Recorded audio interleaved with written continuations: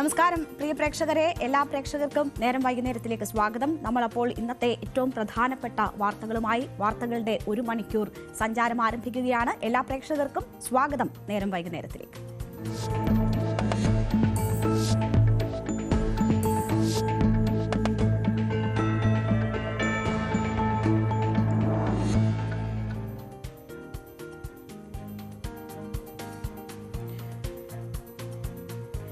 ശബരിമലയിലെ സ്വർണ്ണപ്പാളിയുമായി ബന്ധപ്പെട്ടുള്ള വിവാദം ഇങ്ങനെ കത്തിപ്പടരുകയാണ്. ഓരോ ദിവസം ചെല്ലും തോറും അവിടുത്തെ കാണിക്കയായി ലഭിച്ച സാധനങ്ങൾ, അതുമായി ബന്ധപ്പെട്ടുണ്ടായ തട്ടിപ്പുകൾ സംബന്ധിച്ചുള്ള ഞെട്ടിക്കുന്ന വിവരങ്ങളാണ് പുറത്തു വന്നുകൊണ്ടിരിക്കുന്നത്. അപ്പോൾ എല്ലാവരും തിരയുന്ന വ്യക്തിയാണ് തിരുവനന്തപുരം സ്വദേശിയായ ഈ ഉണ്ണികൃഷ്ണൻ പോറ്റി എന്ന വ്യക്തിയെ. ആ ഉണ്ണികൃഷ്ണൻ പോറ്റിയെ നമ്മൾ ആദ്യം പൊതുമധ്യത്തിലെ ശ്രദ്ധയിലേക്ക് വരുന്നത് ഈ ദ്വാരപാലക ശില്പങ്ങൾക്ക് സ്വർണ്ണപ്പാളി സമ്മാനിച്ച വ്യക്തി എന്ന നിലയിലാണ്. അയ്യപ്പ സംഗമവുമായി ബന്ധപ്പെട്ട് അതിനുശേഷം നടന്ന വിവാദങ്ങളിൽ അതിൽ അഭിപ്രായം പറഞ്ഞുകൊണ്ടാണ് അദ്ദേഹം പൊതുശ്രദ്ധയിലേക്ക് വരുന്നത്. പിന്നീട് അദ്ദേഹം ഈ പീഠത്തിന്റെ കാര്യം പറയുന്നു. പീഠം കാണാനില്ല എന്ന ഒരു കാര്യം മാധ്യമങ്ങളിലൂടെ പറയുന്നു. അതിന് പിന്നാലെ ഈ പീഠം ഉണ്ണികൃഷ്ണൻ പോറ്റിയുടെ വീട്ടിൽ നിന്ന് കണ്ടെത്തിയതോടുകൂടി ആരാണ് ഈ വ്യക്തി, ഇങ്ങനെ ഒരു ഇല്ലാത്ത ആരോപണം ഉന്നയിച്ചത് എന്തിനാണ് തുടങ്ങിയ അന്വേഷണങ്ങൾ തുടങ്ങി. ആ അന്വേഷണം എത്തി നിൽക്കുന്നത് ഈ ഉണ്ണികൃഷ്ണൻ പോറ്റി എന്ന വലിയ ഒരു തട്ടിപ്പുകാരനിലേക്കാണ്. ആ തട്ടിപ്പിന്റെ വിവരങ്ങൾ കേട്ട് ഞെട്ടുകയാണ് കേരളം ഇപ്പോൾ. കാരണം ശബരിമല എന്ന ലോകത്തിന് തന്നെ പ്രശസ്തമായ, രാജ്യത്ത് തന്നെ ഒരു പ്രധാന ആരാധനാ കേന്ദ്രമായ, കേരളത്തിലെ ഏറ്റവും പ്രധാനപ്പെട്ട ആരാധനാ കേന്ദ്രമായ ശബരിമലയുമായി ചുറ്റിപ്പറ്റി നിന്ന് ഈ നടത്തിയ തട്ടിപ്പ് എന്ന് പറയുന്നത് സമാനതകളില്ലാത്തതാണ് എന്ന് വേണം പറയാൻ. അപ്പോൾ നമുക്ക് എന്തൊക്കെയാണ് ആ തട്ടിപ്പുകൾ എന്നത് ഓരോന്നും പരിശോധിച്ചാൽ, ആദ്യത്തെ തട്ടിപ്പ്, ഇപ്പോൾ പുറത്തു വരുന്ന ഏറ്റവും വലിയ തട്ടിപ്പ് എന്ന് പറയുന്നത് ശബരിമലയിലെ ഈ സ്വർണ്ണപ്പാളി, അവിടെ നിന്ന് അറ്റകുറ്റപ്പണികൾക്കായി കൊണ്ടുപോയ സ്വർണ്ണപ്പാളി പല സ്ഥലങ്ങളിലെത്തിച്ച് അത് കാണിക്ക നൽകി, അല്ലെങ്കിൽ അത് കാണാനും അത് പൂജിക്കാനുമൊക്കെ ആളുകൾക്ക് അവസരമുണ്ടാക്കി നടത്തിയിട്ടുള്ള വലിയ തട്ടിപ്പിന്റെ വിവരങ്ങളാണ് ഇപ്പോൾ പുറത്തു വരുന്നത്. അതിൽ ഉൾപ്പെട്ടിരിക്കുന്നത് നടൻ ജയറാം ഉൾപ്പെടെയുള്ള പ്രമുഖരാണ്. അപ്പോൾ ചെന്നൈയിലും മംഗളൂരുവിലും ഒക്കെ എത്തിക്കുന്നു ഇത്. അവിടെ ഇതിന്റെ പ്രാധാന്യത്തെ സംബന്ധിച്ച് നോക്കൂ.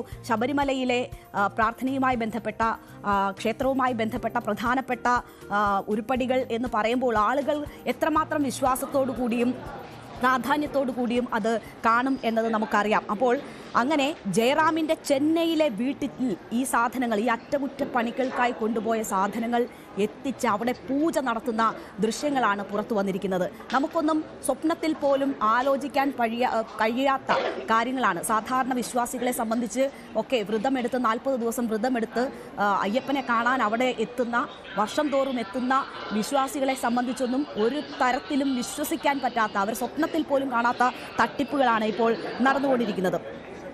ശബരിമലയിലേക്കുള്ള നടവാതിൽ എന്ന പേരിൽ ഉണ്ണികൃഷ്ണൻ പോറ്റി ചെന്നൈയിൽ പൂജ നടത്തിയതിൻ്റെ ദൃശ്യങ്ങളാണ് ഇപ്പോൾ പ്രേക്ഷകർ കാണുന്നത്.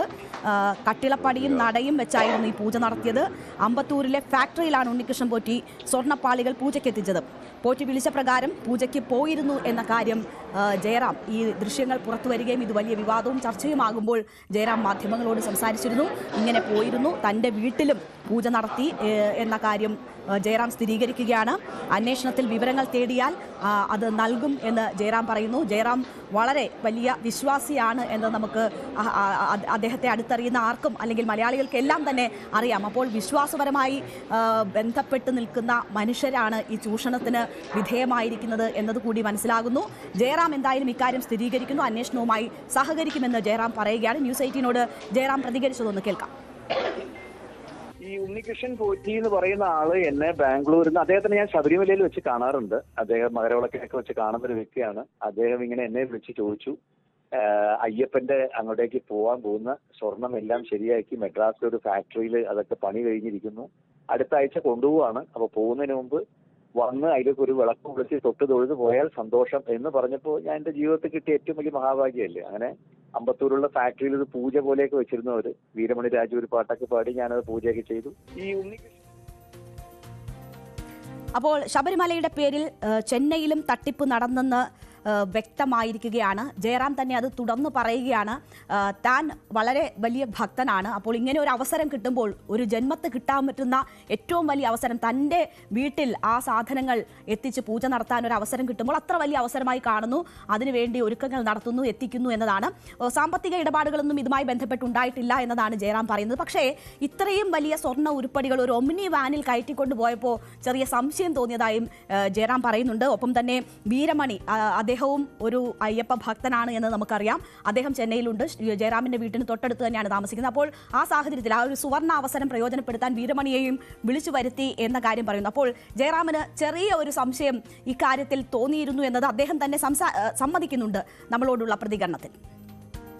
ഞാൻ അദ്ദേഹത്തോട് ചോദിച്ചു, പോകുന്ന വഴിക്ക് ബുദ്ധിമുട്ടില്ലെങ്കിൽ എന്റെ വീടിന്റെ പൂജാമുറിയുടെ അവിടെ കൂടി ഒന്ന്, അപ്പൊ വലിയ സംഗതിയില്ല, അപ്പൊ അത്രയും ഇറക്കാൻ പറ്റില്ല, ചെറുതായിട്ടുള്ളതെങ്കിലും ഒന്ന് കൊണ്ടുപോകാൻ പറ്റുമോ, ബുദ്ധിമുട്ടുണ്ടോ എന്ന് ചോദിച്ചു. ഒരു ബുദ്ധിമുട്ടും ഇല്ല, താങ്കളെ പോലെ 50 വർഷമായിട്ട് ശബരിമലയ്ക്ക് പോകുന്ന ഒരാളുടെ വീട്ടിൽ കൊണ്ടുവച്ചാൽ എന്താണെന്ന് പറഞ്ഞ് നേരെ വൈകുന്നേരം കൊണ്ടുവരാന്ന് പറഞ്ഞു. ഞാൻ വേഗം വീരമണി രാജുവിനെയും ബാക്കിയുള്ള ആൾക്കാരെയൊക്കെ വിളിച്ചു. പിന്നെ തൊട്ടടുത്തുള്ള വീട്ടുകാരെയൊക്കെ വിളിച്ചു, ഇങ്ങനെ വരുന്നുണ്ട്, ഇത് കാണാനുള്ളൊരു ഭാഗ്യം നിങ്ങൾക്ക്. അപ്പോ അവരെല്ലാരും വന്നു, വീരമണി പാട്ടൊക്കെ പാടി എന്റെ വീടിന്റെ പൂജാമുറിയുടെ അവിടെ ഒരു അരമണിക്കൂർ വെച്ചു. അപ്പോ ഇങ്ങനെ ഒരു ഒമ്നി വാനിൽ ഈ സാധനങ്ങൾ കയറ്റിക്കൊണ്ടുപോയപ്പോൾ ജയറാമിന് ചില സംശയങ്ങൾ തോന്നിയിരുന്നു. പക്ഷേ ഇത്രയും പവിത്രമായി കരുതുന്ന സാധനങ്ങൾ ഇങ്ങനെ ഓരോ വ്യക്തികളുടെ വീട്ടിലൊക്കെ എത്തിച്ച് പൂജ നടത്തുമ്പോൾ വലിയ വിശ്വാസി കൂടിയായിരുന്ന ജയറാമിന് ഇതൊക്കെ ശബരിമലയിലെ മാനുവൽ അനുസരിച്ച് നടക്കുന്നതാണോ എന്ന തരത്തിലൊന്നും ഒരു സംശയവും തോന്നിയില്ല എന്നതാണ് അദ്ദേഹം പറയുന്നത്. പകരം അത് വലിയൊരു അവസരവും വിശ്വാസപരമായി വലിയൊരു നേട്ടവുമാണ് എന്ന് കരുതി എന്ന് പറയുന്നു. എന്തായാലും എങ്ങനെ ഇതൊക്കെ സംഭവിക്കുന്നു എന്നത് അത്ഭുതം മാത്രമായിട്ടാണ് ഇപ്പോഴും തോന്നുന്നത്. എന്താണ് തട്ടിപ്പ്? രണ്ടാമത്തെ തട്ടിപ്പെന്ന് നോക്കിയാൽ ഈ ശബരിമലയിലെ ഒരു നിത്യസാന്നിധ്യം പോലെയാണ് ഈ ഉണ്ണികൃഷ്ണൻ നമ്പൂതിരി. അപ്പോൾ അവിടെ വലിയ സ്വാധീനം ഈ ഉണ്ണികൃഷ്ണൻ പോറ്റിക്ക് ഉണ്ട് എന്ന് വ്യക്തമാക്കുന്ന തെളിവുകളും കൂടി പുറത്തു വരികയാണ്. ശബരിമലയിലെ പൂജകൾക്ക് ഉണ്ണികൃഷ്ണൻ പോറ്റി ഇടനിലക്കാരനായി നിന്ന് തട്ടിപ്പ് നടത്തിയതിന്റെ വിവരങ്ങളാണ് പുറത്തുവരുന്നത്. നെയ്യഭിഷേകത്തിന്റെ പേരിൽ ഭക്തരിൽ നിന്ന് ഉണ്ണികൃഷ്ണൻ പോറ്റി ലക്ഷക്കണക്കിന് രൂപ പിരിച്ചിട്ടുണ്ട് എന്നതാണ് ലഭിക്കുന്ന വിവരം. ബോർഡിന് തന്നെ, തിരുവിതാംകൂർ ദേവസ്വം ബോർഡിന് തന്നെ ഇതുമായി ബന്ധപ്പെട്ടുള്ള വിവരങ്ങൾ ലഭിച്ചു. 2022 ജനുവരി 1 ബംഗളൂരുവിലെ ഭക്തന്റെ പേരിൽ 18,001 നെയ്ത്തേങ്ങ അഭിഷേകത്തിന് എത്തിച്ചത് ഉണ്ണികൃഷ്ണനാണ്. പമ്പയിൽ നിന്ന് ട്രാക്ടറിലായിരുന്നു ഈ തേങ്ങ കൊണ്ടുവന്നത്. നമുക്കറിയാം, ഓരോ അയ്യപ്പ ഭക്തനും ഇരുമുടിക്കെട്ടിൽ ഈ നെയ്ത്തേങ്ങ നിറച്ചാണ് അവിടെ ശബരിമലയിൽ കൊണ്ടുപോകുന്നത്. പക്ഷേ പമ്പയിൽ നിന്ന് ട്രാക്ടറിൽ നിറച്ച് 18,001 നെയ്ത്തേങ്ങ അവിടേക്ക് കൊണ്ടുപോയി. അതൊരു ആചാര ലംഘനം പോലുമാണ്. ആർക്കും പ്രഥമ ദൃഷ്ട്യാ തന്നെ അത് മനസ്സിലാകുന്ന കാര്യമാണ്. പക്ഷേ അങ്ങനെ പൂജ നടത്തിപ്പിന്റെ പേരിൽ നടന്ന വലിയ തട്ടിപ്പാണ്. അത്തരം സംഭവങ്ങൾ അവിടെ ആവർത്തിച്ച് നടന്നു. ട്രാക്ടറിൽ കൊണ്ടുവന്ന നെയ്ത്തേങ്ങ അഭിഷേകം ചെയ്തതിൽ ആചാര ലംഘനം ഉണ്ടായിട്ടുണ്ടോ എന്ന ചോദ്യം ഉയർന്നതാണ്. മകരവിളക്ക് സമയത്ത് 10,000-കണക്കിന് ഭക്തർ നെയ്യഭിഷേകത്തിന് ക്യൂ നിൽക്കുമ്പോഴായിരുന്നു ഉണ്ണികൃഷ്ണൻ പോറ്റിക്ക് ആചാരം പോലും നോക്കാതെയുള്ള ഈ ഒരു പരിഗണന ലഭിച്ചത്. അപ്പോൾ അത് വിശ്വാസപരമായി ഉണ്ണികൃഷ്ണൻ പോറ്റിക്ക് അവിടെയുള്ള ഈ സ്വാധീനം പലരും ദുരുപയോഗിച്ചിട്ടുണ്ട്. അതിന് അവരിൽ നിന്ന് പണം ഈടാക്കിയിട്ടുണ്ട്, അങ്ങനെ തട്ടിപ്പ് നടന്നിട്ടുണ്ട് എന്നതാണ് വ്യക്തമാകുന്നത്. 2021 മുതൽ 2023 വരെ നിരവധി പ്രാവശ്യം ഇത്തരത്തിൽ കൂട്ടത്തോടെ നെയ്യഭിഷേകത്തിന് ഉണ്ണികൃഷ്ണൻ പോറ്റി മുൻകൈയെടുത്തു. ഒടുവിൽ 2023 ദേവസ്വം ബോർഡ് തന്നെ ഇത് ഇടപെട്ട് വിലക്കുകയായിരുന്നു. അതുവരെ അത് നിർബാധം തുടർന്നു എന്നതാണ് ലഭിക്കുന്ന വിവരം. നെയ്യഭിഷേകം ഉൾപ്പെടെയുള്ള പൂജകളുടെ പേരിൽ ഇയാൾ പലരിൽ നിന്നും പണം വാങ്ങിയിട്ടുണ്ട് എന്ന് ദേവസ്വം വിജിലൻസിന് വിവരം ലഭിച്ചിട്ടുണ്ട്. കഴിഞ്ഞ മകരവിളക്ക് ദിവസം പാണ്ഡിത്താവളത്തിൽ സമൂഹ സദ്യ നടത്തിയപ്പോൾ പല വിധത്തിലുള്ള പൂജകൾ, പല വിധത്തിലുള്ള പരിപാടികൾ അത് സംഘടിപ്പിച്ച് വിശ്വാസികളിൽ നിന്ന്, പണമുള്ള വിശ്വാസികളിൽ നിന്ന്, ബിസിനസ്സുകാരിൽ നിന്നും ഒക്കെ പണം പട്ടുക എന്നത് ഇയാളുടെ രീതിയായിരുന്നു. അങ്ങനെ നടത്തിയ വലിയ വലിയ തട്ടിപ്പിന്റെ വിവരങ്ങളാണ് പുറത്തു വന്നുകൊണ്ടിരിക്കുന്നത്. മാത്രവുമല്ല, ഈ തട്ടിപ്പിനൊക്കെ പ്രമുഖരുമായുള്ള ബന്ധം ഇയാൾ ദുരുപയോഗിച്ചു എന്നതുകൂടി വരും. നമ്മൾക്ക് അറിയാം, മറ്റ് ഏതൊരു തട്ടിപ്പിലെയും പോലെ പ്രമുഖരുമായി ഉള്ള ബന്ധവും അവർക്കൊപ്പമുള്ള ചിത്രങ്ങളും ഉപയോഗിച്ചുള്ള തട്ടിപ്പുകൾ കൂടി ഉണ്ണികൃഷ്ണൻ പോറ്റി നടത്തി എന്നതാണ് വരുന്നത്. മുഖ്യമന്ത്രി പിണറായി വിജയനൊപ്പമുള്ള ഫോട്ടോ, ഉണ്ണികൃഷ്ണൻ നമ്പൂതിരിയുമായിട്ടുള്ള ഫോട്ടോ പുറത്തു വന്നിട്ടുള്ള അദ്ദേഹത്തിന്റെ ഓഫീസിന് മുൻപിൽ നിന്ന് വെച്ച് തന്നെ എടുത്തിട്ടുള്ള, അതൊരു ആംബുലൻസ് ഇനാഗ്രേഷൻ മറ്റുമായി ബന്ധപ്പെട്ട ഒരു ചടങ്ങിലെടുത്ത ചിത്രമാണ്. പക്ഷേ പ്രമുഖർക്കൊപ്പം നിൽക്കുന്നു, അത് ഫോട്ടോ ആക്കാനുള്ള സംവിധാനമൊക്കെ ഉണ്ണികൃഷ്ണൻ പോറ്റിക്കൊണ്ട് അത് ഫോട്ടോ എടുക്കുന്നു, പിന്നീട് ഈ ബന്ധം ദുരുപയോഗിച്ചുകൊണ്ട് തട്ടിപ്പ് നടത്തുന്നു. ഇതാണ് ഇയാളുടെ രീതി എന്നതാണ് മനസ്സിലാകുന്നത്. ADGPക്കും DGPക്കും ഒക്കെ ഒപ്പം നിൽക്കുന്ന ഫോട്ടോ ഇതുപോലെയുണ്ട്. മുൻ മന്ത്രി കടകംപള്ളി സുരേന്ദ്രനൊപ്പം നിൽക്കുന്ന, കോൺഗ്രസ് നേതാവ് അടൂർ പ്രകാശിനൊപ്പം നിൽക്കുന്നതൊക്കെ ഫോട്ടോയുണ്ട്. അപ്പോൾ ഈ പ്രമുഖരുമായൊക്കെ വലിയ അടുപ്പമുണ്ട് എന്ന ആളുകളെ പറഞ്ഞു പറ്റിച്ച് ശബരിമലയിൽ അയാൾക്കുള്ള സ്വാധീനം ഉപയോഗിച്ചാണ് ഈ തട്ടിപ്പൊക്കെ നടക്കുന്നത്. വലിയ രീതിയിലുള്ള ഭൂമാഫിയ ബന്ധം ഇയാൾക്കുണ്ടോ എന്ന സംശയം കൂടി വരുന്നുണ്ട്. കാരണം 30 കോടിയോളം രൂപയുടെ ഭൂമി കൈമാറ്റത്തിന്റെ വിവരങ്ങളൊക്കെ വിജിലൻസിന് ലഭിച്ചിട്ടുണ്ട് എന്നതാണ് മനസ്സിലാക്കുന്നത്. അതുമായി ബന്ധപ്പെട്ടുള്ള അന്വേഷണങ്ങൾ കൂടി നടന്നു വരുന്നു എന്ന് മനസ്സിലാക്കുന്നു. അപ്പോൾ നമ്മൾ ആദ്യം ഒരു ഭക്തനായും അവിടെ ശബരിമലയ്ക്ക് ഈ രീതിയിൽ സ്വർണ്ണപ്പാളികൾ നൽകിയ വ്യക്തിയായും ചിത്രീകരിച്ച് രംഗത്ത് വരുന്ന വ്യക്തി ആ ശബരിമല അവിടുത്തെ ഭക്തി, അവിടുത്തെ സംവിധാനങ്ങൾ ഉപയോഗിച്ച് നടത്തിയ വലിയ തട്ടിപ്പിന്റെ വിവരങ്ങളാണ് പുറത്തു വന്നുകൊണ്ടിരിക്കുന്നത്. ഞെട്ടിക്കുന്ന വിവരങ്ങൾ എന്ന് തന്നെ പറയാം. ഇത് വലിയ രാഷ്ട്രീയ വിവാദങ്ങൾക്ക് കൂടി വഴിവെക്കുകയാണ്. അയ്യപ്പനെ കട്ട് തിന്നുന്നവരായി ചിത്രീകരിക്കുകയാണ് സർക്കാരിനെ, അല്ലെങ്കിൽ കട്ട് തിന്നുന്നവരെ സംരക്ഷിക്കുന്നവരായി സർക്കാർ മാറി എന്ന ആരോപണം പ്രതിപക്ഷ നേതാവ് ഉൾപ്പെടെയുള്ളവർ ഉന്നയിക്കുന്നു. KC വേണുഗോപാലും VD സതീശനും ശക്തമായ ഭാഷകളുമായാണ് സർക്കാരിനെതിരെ ഈ വിഷയത്തിൽ രംഗത്ത് വന്നത്. ഹൈക്കോടതിയുടെ കൃത്യമായ നിരീക്ഷണത്തിൽ മാത്രമേ ഇവിടെ നിന്ന് സാധനങ്ങൾ കൊണ്ടുപോകാൻ പാടുള്ളൂ. സ്വർണം പൂശണമെങ്കിൽ അതിന്റെ ആ അമ്പലത്തിന്റെ അവിടെ വെച്ച് തന്നെ പൂശണം. ഇത് പുറത്തേക്ക് കൊണ്ടുപോകാൻ പാടില്ല. ഇത് പുറത്തേക്ക് കൊണ്ടുപോകാൻ തീരുമാനിച്ചത് ആരാണ്? അപ്പൊ ദേവസ്വം ബോർഡ് അധികാരികൾക്കും സർക്കാരിനും എല്ലാവർക്കും കൃത്യമായ പങ്കുണ്ട്. ഇവര് അയ്യപ്പനെ പോലും ഇവരിൽ നിന്ന് സംരക്ഷിക്കേണ്ട സ്ഥിതിയിലാണ്. അയ്യപ്പ വിഗ്രഹത്തെ പോലും ഇവരിൽ നിന്ന് സംരക്ഷിക്കേണ്ട സ്ഥിതിയിലാണ്. ഇതുമാത്രമല്ല, എന്തെല്ലാം ശബരിമലയിൽ നിന്ന് ഇവരെ അടിച്ചു മാറ്റിയിട്ടുണ്ട് ഈ കാലഘട്ടത്തിനിടയിൽ എന്ന് പ്രത്യേകമായ പരിശോധന നടത്തേണ്ട സമയമാണ്.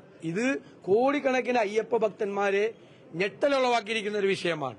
കളവ് നടന്നിട്ടുണ്ട് എന്നത് വ്യക്തമാണ്. സുതാര്യത ഇല്ലാതെയാണ് ഇത് ചെയ്തിരിക്കുന്നത് എന്ന് ക്ലിയറാണ്. യാതൊരുവിധ പ്രൊസീജിയർ ഫോർമാലിറ്റി ഇല്ലാതെ, നടപടിക്രമങ്ങൾ പാലിക്കാതെയാണ് ഇത് കൊണ്ടുപോയിരിക്കുന്നത് എന്ന് കൃത്യമാണ്. സ്വർണം ഒരുപാട് ഇവിടെ നിന്ന് നഷ്ടപ്പെട്ടിട്ടുണ്ട് എന്നതും വളരെ കൃത്യമാണ്. അയ്യപ്പന്റെ സ്വത്ത് മോഷ്ടിക്കുന്ന ആളുകളെ കൂട്ടുനിൽക്കുന്ന ഒരു സർക്കാർ എന്ന് പറഞ്ഞാൽ ആ സർക്കാരിനെ നമുക്ക് നേരായ സർക്കാരായിട്ട് കാണാൻ കഴിയില്ല. അതൊരു നികൃഷ്ട സ്വഭാവമുള്ള സർക്കാരായിട്ട് മാത്രമേ കാണാൻ കഴിയുള്ളൂ. ഭക്തജനങ്ങൾ സംഭാവന നൽകി ഒരു ക്ഷേത്രത്തിന് നൽകുന്ന സ്വത്തുകൾ പോലും കട്ടെടുക്കുന്ന അവസ്ഥ ഉണ്ടാകുന്നുണ്ടെങ്കിൽ, അതിനെ നിയന്ത്രിക്കാതെ അതിനെ കൂട്ടുനിൽക്കുന്ന സ്വഭാവമാണ് കാണിക്കുന്നുണ്ടെങ്കിൽ ആ സ്വഭാവം നികൃഷ്ടമായ സ്വഭാവം തന്നെയാണെന്ന് പറയേണ്ടി വരും സർക്കാരിന്. ഇവിടെ അയ്യപ്പന്റെ സ്വത്ത് വിറ്റോ? ഈ ഒരു ചോദ്യമാണ് കേരളത്തിലെ ജനങ്ങളുടെ മുന്നിൽ കഴിഞ്ഞ കുറെ ദിവസങ്ങളായിട്ടുള്ള ചോദ്യം. സ്വർണ്ണപ്പാളി നന്നാക്കിയെടുക്കുന്നതിന് വേണ്ടി കൊണ്ടുപോയി. 2000 മുതൽ 2019 വരെ നാണയമുറിയിലുണ്ടായിരുന്നു. ഈ പറയുന്ന സാഹചര്യങ്ങളിലുണ്ടായിരുന്നു. 19 കൊല്ലം വേണ്ടാത്ത കാര്യം 19-ന് തീരുമാനിച്ചു. ദേവസ്വം മാനുവൽ അനുസരിച്ച് സാധാരണഗതിയിൽ പുറത്തു കൊണ്ടുപോകാതെ നടത്തേണ്ട ഇത്തരം കർമ്മങ്ങൾ പുറത്തു കൊണ്ടുപോകാൻ ഒരു കഥാപാത്രത്തെ ഏൽപ്പിച്ചു. അദ്ദേഹത്തിന്റെ ക്രെഡിബിലിറ്റി എന്താണെന്ന് ആരും. അപ്പോൾ സ്വർണ്ണപ്പാളി വിഷയം സർക്കാരിനെതിരെ വലിയ ആയുധമാക്കുകയാണ് പ്രതിപക്ഷം. അത് സ്വാഭാവികമാണ്. ഈ അയ്യപ്പന്റെ സ്വത്ത് കക്കുന്നവർക്ക് സർക്കാർ കൂട്ടുനിൽക്കുന്നു എന്ന ആരോപണം VD സതീശനും KC വേണുഗോപാലും ഉയർത്തുമ്പോൾ BJP ഈ വിഷയത്തിൽ കേന്ദ്ര അന്വേഷണത്തിന് തയ്യാറുണ്ടോ എന്ന ചോദ്യമാണ് ഉയർത്തുന്നത്. വിജിലൻസ് അന്വേഷണം പാഴാണ് എന്ന് പറയുന്നു. V മുരളീധരനാണ് ഈ അഭിപ്രായം, ഈ പ്രതികരണം പങ്കുവച്ചത്. കേന്ദ്ര ഏജൻസികളുടെ അന്വേഷണം വേണം. വിശ്വാസ ലംഘനം നടന്ന ആ ഘട്ടത്തിലാണ് ഈ തട്ടിപ്പുകൾ നടന്നത് എന്നതുകൂടി BJP ഓർമ്മിപ്പിക്കുന്നു. വേണ്ടിയിട്ടുള്ള ശ്രമമാണ് പിണറായി സർക്കാർ ആ കാലത്ത് നടത്തിയത്. ഒരു വശത്ത് ആചാരലംഘനത്തിന് കുടപിടിക്കുമ്പോൾ തന്നെ മറുവശത്ത് ശബരിമലയിലെ സ്വർണം, അത് ശ്രീകോവിലിലെ സ്വർണം, ആ സ്വർണം തന്നെ കൊള്ളയടിക്കാൻ വേണ്ടിയിട്ട് ആരും കേട്ടിട്ടില്ലാത്ത ഒരാളെ ഏൽപ്പിച്ചു കൊടുത്ത് സർക്കാർ കേരളത്തിലെ മാത്രമല്ല ഇന്ത്യ മുഴുവൻ, ലോകം മുഴുവനുള്ള കോടിക്കണക്കിന് അയ്യപ്പ ഭക്തരുടെ, ക്ഷേത്രവിശ്വാസികളുടെ, ആ വിശ്വാസികളുടെ മുഴുവൻ തന്നെ വികാരങ്ങളെ വ്രണപ്പെടുത്തിയിരിക്കുന്നത്. BJP ആചാരലംഘനവുമായി ഇതിനെ കൂട്ടിക്കെട്ടി കേന്ദ്ര ഏജൻസികളുടെ അന്വേഷണം ആവശ്യപ്പെടുകയാണ്. Thiruvithamkoor Devaswom board president PS Prasanth പറയുന്നത് ഉണ്ണികൃഷ്ണൻ പോറ്റി സ്വയം കുഴിച്ച കുഴിയിൽ വീണു എന്നതാണ്. സ്വയം കുഴിച്ച കുഴിയിൽ വീണു എന്ന് പറയുമ്പോൾ പോലും ഈ തട്ടിപ്പിന് ഉണ്ണികൃഷ്ണൻ പോറ്റിക്ക് ആരാണ് അവസരമൊരുക്കിയത് എന്ന ചോദ്യത്തിന് മറുപടിയില്ല. നമുക്കറിയാം 2019 മുതലുള്ള കാലത്ത് നടന്ന വലിയ രീതിയിലുള്ള തട്ടിപ്പാണ്. ആ ഘട്ടത്തിലൊക്കെ ഇടതുപക്ഷമാണ് അധികാരത്തിലുള്ളത്. പക്ഷേ അതിന് മറുപടിയില്ല. പറയുന്നത് ഉണ്ണികൃഷ്ണൻ പോറ്റി സ്വയം കുഴിച്ച കുഴിയിൽ വീണു എന്നതാണ്. ഇതുമായി ബന്ധപ്പെട്ട് 1999 മുതൽ 2025 വരെയുള്ള ഇത്തരം കാര്യങ്ങളെ സംബന്ധിച്ച് സമഗ്രമായ ഒരു അന്വേഷണം നടത്തണമെന്ന് കോടതിയോട് ആവശ്യപ്പെടാൻ ഞങ്ങളുടെ സ്റ്റാൻഡിംഗ് കൗൺസിലിന് നിർദ്ദേശം നൽകിയിട്ടുണ്ട്. പൂജാ അവധി കഴിഞ്ഞ് എപ്പോഴാണോ കോടതി തുറക്കുന്നത് അന്ന് തന്നെ കോടതിയോട് ഇതുമായി ബന്ധപ്പെട്ട സമഗ്ര അന്വേഷണം, അത് സ്വർണ്ണത്തിൻ്റെ തൂക്കമാവട്ടെ, സ്വർണ്ണത്തിൻ്റെ അളവാവട്ടെ, ഇത്തരം അവതാരങ്ങളെ സംബന്ധിച്ചാവട്ടെ, ഇതെല്ലാം സമഗ്രമായ ഒരു അന്വേഷണം കോടതിയോട് ആവശ്യപ്പെടാൻ ഞങ്ങൾ സ്റ്റാൻഡിംഗ് കൗൺസിൽ നിർദ്ദേശം നൽകിയിട്ടുണ്ട്. അതനുസരിച്ച് മുന്നോട്ട് പോകും. ഇപ്പോഴാണല്ലോ ഇതുമായി ബന്ധപ്പെട്ട് എല്ലാം പുറത്തു വരുന്നത്. ഈ ഉണ്ണികൃഷ്ണൻ പോറ്റി ആണല്ലോ വലിയ ഞങ്ങളെ പ്രതിക്കൂട്ടിലാക്കിയത്. ഇപ്പോൾ അദ്ദേഹം സ്വയം പ്രതിക്കൂട്ടിലാവുന്ന സാഹചര്യമല്ല ഇപ്പോൾ കണ്ടുകൊണ്ടിരിക്കുന്നത്. ഇപ്പോഴാണല്ലോ ഇതൊക്കെ പുറത്തു വരുന്നത്.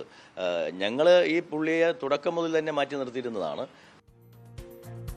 ഇപ്പോൾ സമഗ്ര അന്വേഷണം എന്നൊരാവശ്യമാണ് ദേവസ്വം ബോർഡ് പ്രസിഡന്റ് ഉന്നയിക്കുന്നത്. സമഗ്ര അന്വേഷണം എന്ന ആവശ്യം ഉന്നയിക്കുമ്പോൾ ഒരു കാര്യം ചോദിക്കാനുള്ളത്, കോടതി ഇടപെടൽ നടത്തി ചോദ്യങ്ങൾ ചോദിക്കുന്നത് വരെ ഈ കാര്യങ്ങളൊന്നും ആരും അറിഞ്ഞില്ലേ എന്നൊരു ചോദ്യമാണ്. ശബരിമലയിലെ കാര്യങ്ങൾ നോക്കാൻ നിയോഗിക്കപ്പെട്ടിരുന്നവർ, അത് പരിശോധിക്കാൻ നിയോഗിക്കപ്പെട്ടവർ, അതിനെ നയിക്കാൻ നിയോഗിക്കപ്പെട്ടവർ ഒന്നും ഈ തട്ടിപ്പും അവിടെ നിർബാധം നടന്നു വന്ന ഈ തട്ടിപ്പും അയ്യപ്പനെ വിറ്റ് കാശാക്കുന്ന പരിപാടിയും ആരും അറിഞ്ഞില്ലേ എന്ന ചോദ്യം വളരെ പ്രസക്തമാണ്. അപ്പോൾ ഉണ്ണികൃഷ്ണൻ പോറ്റിക്ക് ആരുടെയൊക്കെ സഹായം ലഭിച്ചു, ആരൊക്കെയാണ് പിന്നിലുള്ളത്, ആർക്കൊക്കെ ഈ തട്ടിപ്പിൽ ബന്ധമുണ്ട്, ഈ കാര്യങ്ങളൊക്കെ പുറത്തു വരണം. ഉണ്ണികൃഷ്ണൻ പോറ്റിയെയും സഹായി വാസുദേവനെയും ഒക്കെ നാളെ വിജിലൻസ് ചോദ്യം ചെയ്യുമെന്നാണ് അറിയുന്നത്. അതിനപ്പുറം ക്രൈംബ്രാഞ്ച് അന്വേഷണം എന്നൊക്കെ പറയുന്നുണ്ട്. സമഗ്രമായ അന്വേഷണം ഈ വിഷയത്തിൽ ഉണ്ടാകണം.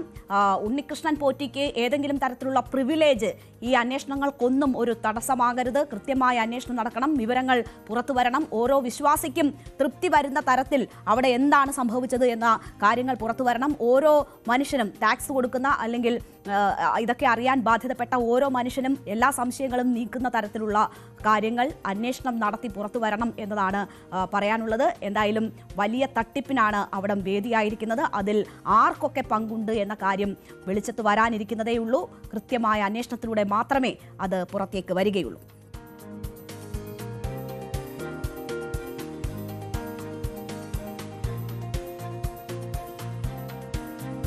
കഴിഞ്ഞ ദിവസം പ്രതിരോധ മന്ത്രി രാജ്നാഥ് സിംഗ് പാകിസ്ഥാന് കൊടുത്ത മുന്നറിയിപ്പ് നമ്മൾ കണ്ടതാണ്. അത് സർ ക്രീക്കിലെ പാക് സൈനിക മുന്നേറ്റവുമായി ബന്ധപ്പെട്ടായിരുന്നു. അവിടെ നടക്കുന്ന ചില സൈനിക നീക്കങ്ങൾ ശ്രദ്ധയിൽപ്പെട്ടതിനാണ് ചരിത്രത്തിലും ഭൂമിശാസ്ത്രപരമായും മാറ്റം വരുത്തുന്ന മറുപടി ഉണ്ടാകും എന്നത് രാജ്നാഥ് സിംഗ് ഓർമ്മിപ്പിച്ചത്.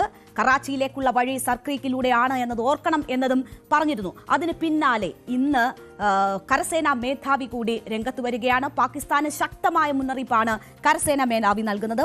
അതോടൊപ്പം തന്നെ എന്താണ് ഓപ്പറേഷൻ സിന്ദൂരിൽ സംഭവിച്ചത് എന്നതും കരസേനാ മേധാവി വ്യക്തമാക്കുന്നു. അതോടൊപ്പം എയർ ചീഫ് മാർഷൽ വ്യോമസേനാ മേധാവി കൂടി രംഗത്ത് വരുന്നു. എന്തൊക്കെയാണ് പാകിസ്ഥാൻ ഏറ്റിട്ടുള്ള പരുക്കുകൾ ഓപ്പറേഷൻ സിന്ദൂറുമായി ബന്ധപ്പെട്ടത് എന്നത് വ്യോമസേനാ മേധാവി വിശദീകരിക്കുക കൂടിയാണ്. അപ്പോൾ പാകിസ്ഥാനെതിരെ ഇന്ത്യ ശക്തമായ നിലപാടും മുന്നറിയിപ്പും എടുത്ത് മുന്നോട്ട് പോകുന്നു എന്ന് വേണം മനസ്സിലാക്കാൻ. സർക്രീക്കിലടക്കം പാകിസ്ഥാൻ നടത്തുന്ന നീക്കങ്ങൾക്ക് അപ്പോൾ തന്നെ ശക്തമായ മറുപടി നൽകാൻ ഇന്ത്യ തയ്യാറെടുക്കുന്നു എന്നതാണ് കഴിഞ്ഞ ദിവസത്തെ പ്രതിരോധ മന്ത്രിയുടെയും ഇന്നത്തെ കരസേനാ മേധാവിയുടെയും വ്യോമസേനാ മേധാവിയുടെയും വാക്കുകൾ സൂചിപ്പിക്കുന്നത്. അപ്പോൾ നമുക്കത് എന്തൊക്കെയാണ് ഇരുവരും പറഞ്ഞത് എന്നത് വിശദമായി നോക്കിയാൽ, ഭീകരതയ്ക്ക് സുരക്ഷിത ഇടങ്ങൾ ഒരുക്കുന്നത് പാകിസ്ഥാൻ തുടർന്നാൽ ശക്തമായ മറുപടി എന്നതാണ് കരസേനാ മേധാവി നൽകുന്ന സന്ദേശം. അതായത് ഓപ്പറേഷൻ സിന്ദൂരിൽ ഇന്ത്യ കുറച്ച് സംയമനം പാലിച്ചിരുന്നു. അത് ഓപ്പറേഷൻ സിന്ദൂർ എന്ന് പറയുന്നത് ഒരു ലിമിറ്റഡ് ഓപ്പറേഷൻ ആയിരുന്നു, ഭീകരതയ്ക്കെതിരെ മാത്രമുള്ള ഒരു ഓപ്പറേഷൻ ആയിരുന്നു. ഇനി ഒരു പ്രകോപനം പാകിസ്ഥാന്റെ ഭാഗത്തു നിന്നും ഉണ്ടായാൽ അത്തരം സംയമനം ഇന്ത്യയുടെ ഭാഗത്തു നിന്ന് പ്രതീക്ഷിക്കരുത് എന്നതാണ് കരസേനാ മേധാവി പറയുന്നത്. ഓപ്പറേഷൻ സിന്ദൂരിന്റെ ഭാഗമായ സൈനികർക്ക് ഉപഹാരം നൽകാൻ എത്തിയ ഒരു ചടങ്ങിലാണ് കരസേനാ മേധാവി ശക്തമായ വാക്കുകൾ ഉപയോഗിക്കുന്നത്. ഇനിയൊരു പ്രകോപനം പാകിസ്ഥാന്റെ ഭാഗത്തു നിന്നും ഉണ്ടായാൽ പാകിസ്ഥാൻ ലോക ഭൂപടത്തിൽ ഉണ്ടാകില്ല എന്ന ഒരു മുന്നറിയിപ്പ് കൂടിയാണ് കരസേനാ മേധാവി ദ്വിവേദി നൽകിയത്. അദ്ദേഹം ഓപ്പറേഷൻ സിന്ദൂറിൽ എന്തൊക്കെ സംഭവിച്ചു എന്നത് പറയുന്നു. പാകിസ്ഥാന് ശക്തമായ പ്രഹരം ഏൽപ്പിക്കാൻ ഇന്ത്യക്ക് കഴിഞ്ഞു. പക്ഷേ അതൊരു ലിമിറ്റഡ് ഓപ്പറേഷൻ ആയിരുന്നു. അതിനുള്ളിൽ നിന്ന് 9 ഭീകര കേന്ദ്രങ്ങൾ ലക്ഷ്യമിട്ടു. ആ 9 ഭീകര കേന്ദ്രങ്ങളും തകർക്കാൻ ഇന്ത്യയെ സംബന്ധിച്ചായി എന്ന കാര്യം പറയുന്നു. പക്ഷേ ഇനി ഒരു പ്രകോപനം എന്നത് ആ നിലയിലായിരിക്കില്ല. ഓപ്പറേഷൻ സിന്ദൂർ 1.0 പോലെ ആയിരിക്കില്ല ഇനിയുള്ള ഇന്ത്യയുടെ പ്രതികരണം എന്നതാണ് ദ്വിവേദി സൂചിപ്പിച്ചത്. അദ്ദേഹത്തിന്റെ വാക്കുകൾ കേൾക്കാം. तो ये मैं आपको बताना चाहता हूं कि इस बार भारत देश पूरी तैयारी के साथ है और इस बार वो संयम नहीं रखेगा जो सिंदूर 1.0 में हमने संयम रखा. इस बार हम आगे की कार्रवाई करेंगे और कुछ ऐसी कार्रवाई करेंगे कि हो सकता है पाकिस्तान को सोचना पड़े कि उसके इतिहास में भूगोल में रहना है कि नहीं रहना. അപ്പോൾ 9 ഭീകര കേന്ദ്രങ്ങൾ തകർക്കുമ്പോൾ അതിൽ 7 കരസേനയും 2 വ്യോമസേനയുമാണ് തകർത്തത് എന്നതുകൂടി ദ്വിവേദി ഓർമ്മിപ്പിക്കുകയാണ്. ഇത് മറ്റൊരു കാര്യം കൂടി കരസേനാ മേധാവി പറയുന്നുണ്ട്. നോക്കൂ, നമ്മൾ ഈ ഓപ്പറേഷനിൽ ചെയ്തിട്ടുള്ള കാര്യങ്ങൾ എന്താണ് എന്നത് ലോകം കണ്ടിട്ടുള്ളതാണ്. അത് ഉപഗ്രഹ ചിത്രങ്ങളിലൂടെ ലോകത്തിന് തന്നെ കാട്ടിക്കൊടുത്തതാണ്. തെളിവില്ലായിരുന്നുവെങ്കിൽ പാകിസ്ഥാൻ കള്ളം പറഞ്ഞു പിടിച്ചു നിന്നേനെ എന്നൊരു കാര്യം കൂടി അദ്ദേഹം ചൂണ്ടിക്കാട്ടുന്നു. തെളിവുകൾ നൽകിയില്ലെങ്കിൽ ഇതെല്ലാം പാകിസ്ഥാൻ ഒളിപ്പിച്ചു വെച്ചേനെ. ഇക്കുറി ഇന്ത്യ പൂർണ്ണ തയ്യാറെടുപ്പോടുകൂടിയായിരുന്നു ഈ ഓപ്പറേഷൻ നടത്തിയത് എന്നതുകൂടിയാണ് കരസേനാ മേധാവി ചൂണ്ടിക്കാട്ടുന്നത്. ഇന്ത്യക്ക് ഓപ്പറേഷൻ സിന്ദൂറിൽ ചില ആശങ്കകളുണ്ടായിരുന്നു. അതെന്ന് വച്ചാൽ ഈ ഭീകരതയ്ക്കെതിരെ ഭീകര കേന്ദ്രങ്ങൾ മാത്രം ലക്ഷ്യമിട്ട് ഓപ്പറേഷൻ നടത്തണം, അതൊരു ലിമിറ്റഡ് ഓപ്പറേഷൻ ആയിരിക്കണം എന്ന തരത്തിലുള്ള നിർദ്ദേശമാണ് സൈന്യത്തിന് ലഭിച്ചിരുന്നത്. അതിൻ്റെ ചില ലിമിറ്റേഷൻസ് ഉണ്ടായിരുന്നു. പക്ഷേ ഇനി അതുണ്ടായിരിക്കില്ല എന്നതാണ് അദ്ദേഹം സൂചിപ്പിച്ചത്. പാകിസ്ഥാന് തങ്ങളുടെ നിലനിൽപ്പിനെക്കുറിച്ച് ചിന്തിക്കുന്ന തരത്തിൽ നിലനിൽപ്പിനെക്കുറിച്ച് ചിന്തയുണ്ടെങ്കിൽ ഇനി ഒരു പ്രകോപനത്തിന് തയ്യാറെടുക്കരുത് എന്ന ശക്തമായ മുന്നറിയിപ്പാണ് അദ്ദേഹം നൽകിയിരിക്കുന്നത്. അപ്പോൾ വ്യോമസേനാ മേധാവി ഇന്ന് സംസാരിച്ചപ്പോൾ അദ്ദേഹം സൂചിപ്പിച്ചത് ഓപ്പറേഷൻ സിന്ദൂരിൽ എന്തൊക്കെ സംഭവിച്ചു, പാകിസ്ഥാന് എന്തൊക്കെ ഡാമേജ് ഇന്ത്യ വരുത്തിയിട്ടുണ്ട് എന്നതിൻ്റെ ഒരു വിശദമായ ചിത്രമാണ് വ്യോമസേനാ മേധാവി നൽകിയത്. അത് പാകിസ്ഥാനിൽ ഏതാണ്ട് 300 കിലോമീറ്റർ ഉള്ളിൽ കടന്ന് ആക്രമണം നടത്താൻ ഇന്ത്യക്ക് കഴിഞ്ഞിട്ടുണ്ട് എന്ന കാര്യമാണ് അദ്ദേഹം പ്രധാനമായും എടുത്തു കാണിച്ചത്. F-16 ഉൾപ്പെടെ പാക് വിമാനങ്ങൾ തകർക്കാനായതിൻ്റെ കാര്യം ചൂണ്ടിക്കാട്ടി. അപ്പോൾ പാകിസ്ഥാന് വലിയ ഡാമേജ് തന്നെ ഓപ്പറേഷൻ സിന്ദൂറിലൂടെ വരുത്താൻ സാധിച്ചു എന്നത് വ്യോമസേനാ മേധാവി ചൂണ്ടിക്കാട്ടുന്നു. Pakistan losses are concerned, I think it was very clear, it was clearly spelled out in the initial debriefs also that we have struck a large number of their airfields and we struck a large number of their installations, and what we have gathered from whatever int reports we have got is that on ground because of our strikes there have been radars at least 4 places, command and control centers at 2 places, runway of course damaged at 2 places, then 3 of their hangars in 3 different stations have been damaged, and in that hangar as well as on tarmac we have signs of one C-130 class of aircraft, one AEW&C class of aircraft, and at least 4 to 5 fighter aircraft, most likely F-16 because that base happened to be F-16, which would have been under maintenance that time.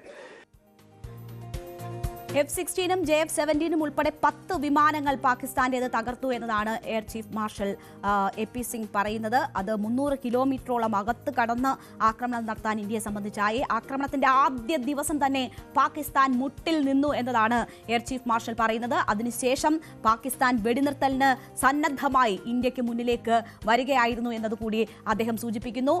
വലിയ കനത്ത പ്രഹരം തന്നെ ഇന്ത്യയെ സംബന്ധിച്ച് ഏൽക്കാനായി. പാകിസ്ഥാന്റെ ഒറ്റ missile പോലും നിലം തൊടിയിച്ചിട്ടില്ല എന്ന കാര്യം കൂടി അദ്ദേഹം ആവർത്തിക്കുന്നു. ഇന്ത്യയുടെ വ്യോമ പ്രതിരോധ സംവിധാനത്തിന്റെ കരുത്തെന്താണ് എന്നത് പാകിസ്ഥാന് മനസ്സിലാക്കി കൊടുക്കാൻ ഓപ്പറേഷൻ സിന്ദൂറിന് ശേഷം ഓപ്പറേഷൻ സിന്ദൂറിലൂടെ ഇന്ത്യക്ക് കഴിഞ്ഞു എന്നതാണ് അദ്ദേഹം പറഞ്ഞത്. ദീർഘദൂര സർഫസ് ടു എയർ മിസൈലുകളാണ് നിർണായകമായത് എന്നത് അദ്ദേഹം സൂചിപ്പിക്കുന്നു. കൃത്യതയോടെ ആക്രമിക്കാൻ നമുക്കായി. പാകിസ്ഥാന്റെ തിരിച്ചുള്ള ആക്രമണത്തിൽ ചെറിയ പരിക്കുകൾ മാത്രമാണ് ഇന്ത്യക്ക് സംഭവിച്ചിട്ടുള്ളത് എന്നത് അദ്ദേഹം പറയുന്നു. ജനങ്ങൾക്ക് മുന്നിൽ പിടിച്ചു നിൽക്കാൻ വേണ്ടി കൂടിയാണ് പാകിസ്ഥാൻ ഇന്ത്യൻ വിമാനങ്ങൾ തകർത്തു എന്ന കള്ളം പടച്ചുവിട്ടത് എന്നതുകൂടി അദ്ദേഹം പറയുന്നു. പാകിസ്ഥാന്റെ ഒട്ടേറെ വ്യോമ കേന്ദ്രങ്ങൾ ഇന്ത്യ ആക്രമിച്ചു, 5 പോർ വിമാനങ്ങളെ വെടിവെച്ച് വീഴ്ത്തിയെന്ന് അദ്ദേഹം പറയുന്നു. 3 കേന്ദ്രങ്ങളിലെ യുദ്ധവിമാന ഹാങ്ങറുകൾ എന്നിവ തകർത്തു. ഒരു C-130 വിമാനം, F-16 ഉൾപ്പെടെ ഹാങ്ങറിലുണ്ടായിരുന്ന 4 5 യുദ്ധവിമാനങ്ങളും തകർത്തു എന്നതാണ് എയർ ചീഫ് മാർഷൽ ചൂണ്ടിക്കാട്ടുന്നത്. അപ്പോൾ പാകിസ്ഥാന് ഓപ്പറേഷൻ സിന്ധൂറിലൂടെ സംഭവിച്ചത് എന്താണെന്ന് ഇന്ത്യ ആവർത്തിച്ച് പറയുകയാണ്. ഇതൊരു വെറും വാദമല്ല, തെളിവുകൾ, ഉപഗ്രഹ ചിത്രങ്ങളുടെ തെളിവുകൾ സഹിതം ഇതിനോടകം തന്നെ നമ്മൾ ലോകത്തിന് കാണിച്ചു കൊടുത്തതാണ് ഓപ്പറേഷൻ സിന്ധൂറിൽ എന്ത് സംഭവിച്ചു എന്നത്.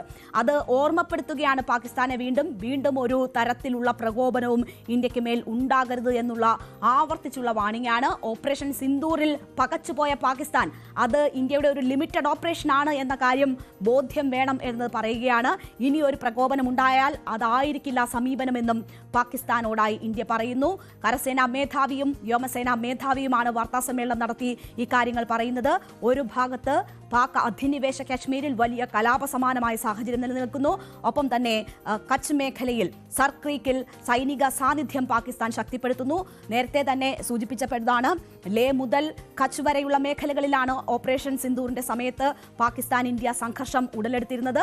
ആ സാഹചര്യങ്ങളിൽ ഈ 2 ഇടങ്ങളിലായി നടക്കുന്ന ഈ പ്രശ്ന സമാനമായ സാഹചര്യത്തിലാണ് ആവർത്തിച്ച് പാകിസ്ഥാന് ഇന്ത്യ മുന്നറിയിപ്പ് നൽകുന്നത്. ഇനി ഒരു പ്രകോപനമുണ്ടായാൽ ഭൂപടത്തിൽ പാകിസ്ഥാൻ ഉണ്ടാകില്ല എന്നതാണ് സന്ദേശം. ഇത് കേൾക്കേണ്ടവരെല്ലാം കേൾക്കുമെന്ന് നമുക്ക് കരുതാം. ഇനി ഒരു സംഘർഷം ഉണ്ടാകരുത് എന്നതാണ് എല്ലാവരും ആഗ്രഹിക്കുന്നത്. അവിടേക്ക് തള്ളിവിട്ടത് പഹൽഗാമിലെ ഭീകരാക്രമണമായിരുന്നു. അവിടുത്തെ മനുഷ്യർക്ക് നീതി വഴിച്ചു നൽകാൻ കഴിഞ്ഞു എന്നതാണ് 2 സേനാ മേധാവിമാർ എന്ന് പറയുന്നത്. അങ്ങനെ നോവിക്കാൻ ശ്രമിച്ചാൽ, പ്രകോപിപ്പിക്കാൻ ശ്രമിച്ചാൽ ശക്തമായ മറുപടി എന്നതാണ് ഇന്ത്യ പാകിസ്ഥാന് നൽകുന്ന മുന്നറിയിപ്പ്. നമ്മൾ ഫോക്കസ് 3യിലേക്ക് പോകുന്നു.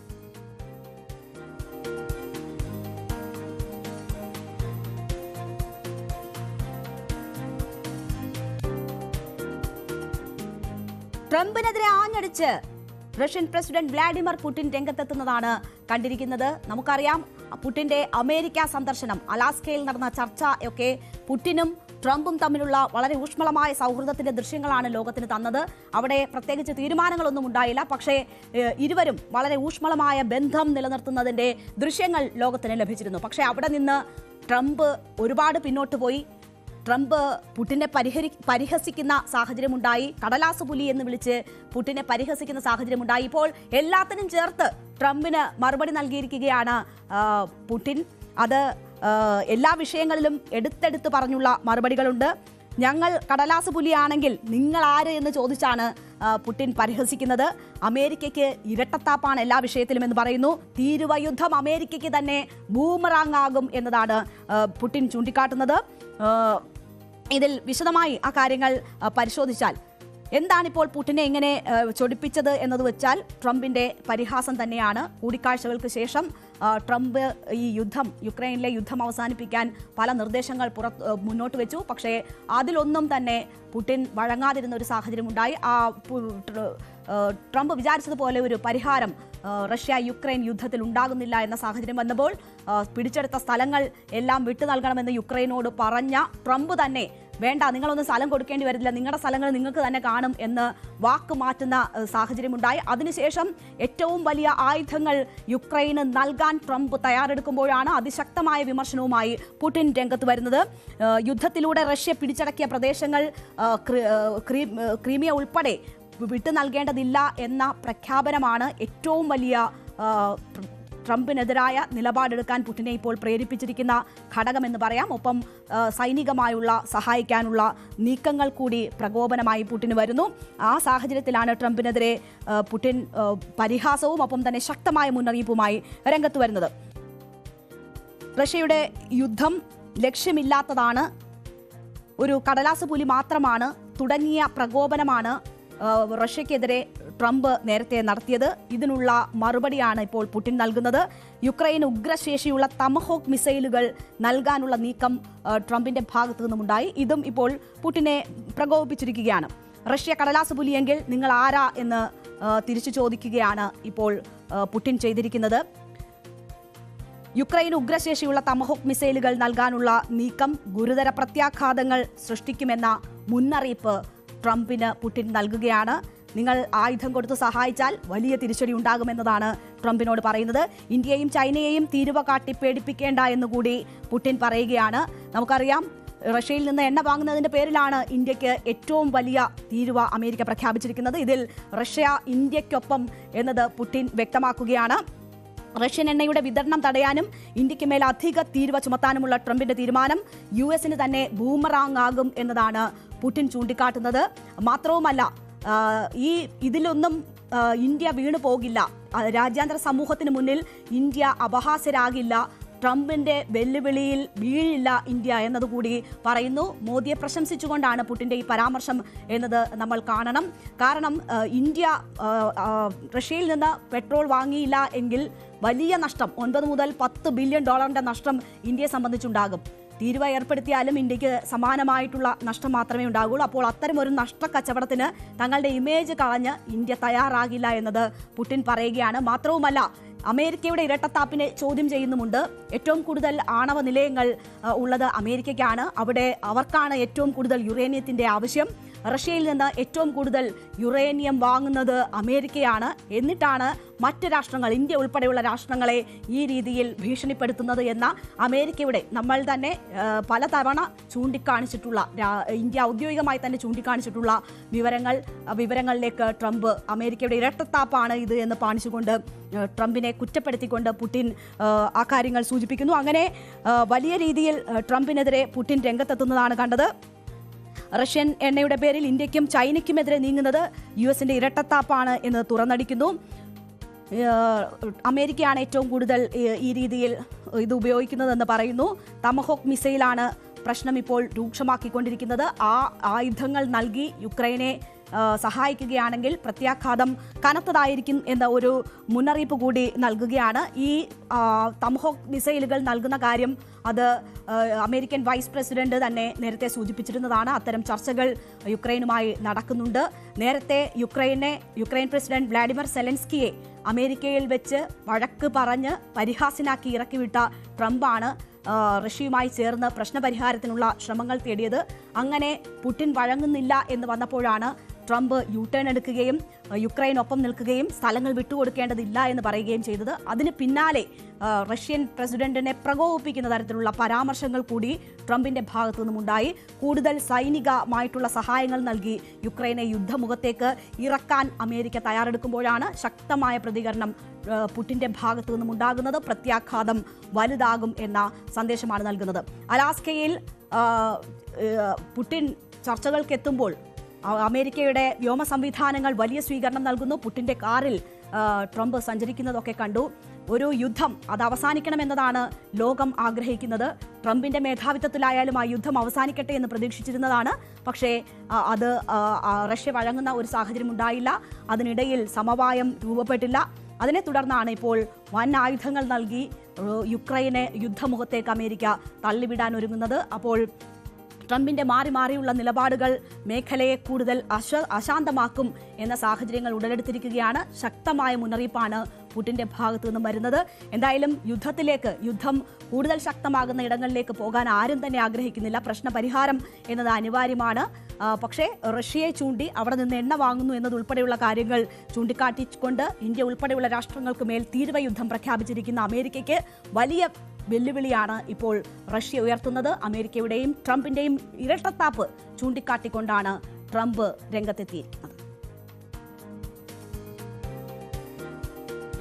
Потому что, да, это случай мне известен. Танкер захвачен в нейтральных водах, без всякого основания.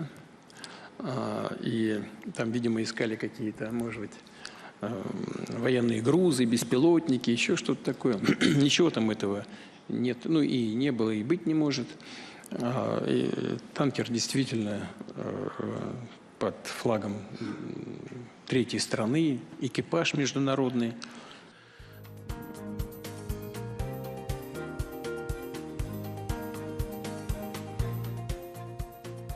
ജമാഅത്തെ ഇസ്ലാമിയുടെ സ്ഥാപക നേതാവ് അബ്ദുൾ അലാം മൗദൂദിയുടെ പ്രത്യയശാസ്ത്രം ജനകീയമാക്കാൻ അവരുടെ യുവജന വിഭാഗമായ സോളിഡാരിറ്റിയുടെ നീക്കം നടത്തുന്നു. സോളിഡാരിറ്റി ഇതുമായി ബന്ധപ്പെട്ടുള്ള ഒരു സയ്യിദ് മൗദൂദിയും ഷെയ്ഖ് ഖറദാവിയും ഇസ്ലാമിക രാഷ്ട്രീയ ചിന്തയും വികാസവും എന്ന വിഷയത്തിൽ ഇന്ന് ഒരു മലപ്പുറത്ത് ഒരു സംവാദം സംഘടിപ്പിക്കുകയാണ്. ഈ പരിപാടി വലിയ രാഷ്ട്രീയമായി കൂടി ചർച്ചയാവുകയാണ്.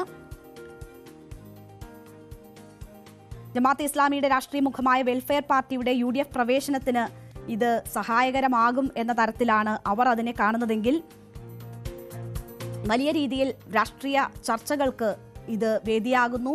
ഒരു വലിയ രാഷ്ട്രീയ വിവാദം തന്നെ ഉടലെടുക്കാൻ പറ്റുന്ന ഒരു സംഭവമായി ഇത് മാറാൻ പോകുന്നു എന്ന് വേണം ഇപ്പോൾ തന്നെ മനസ്സിലാക്കാൻ. RSS 100ാം വാർഷികം ആഘോഷിക്കുന്ന വർഷം ജമാഅത്തെ ഇസ്ലാമിയുടെ 81ാം വർഷമാണ്.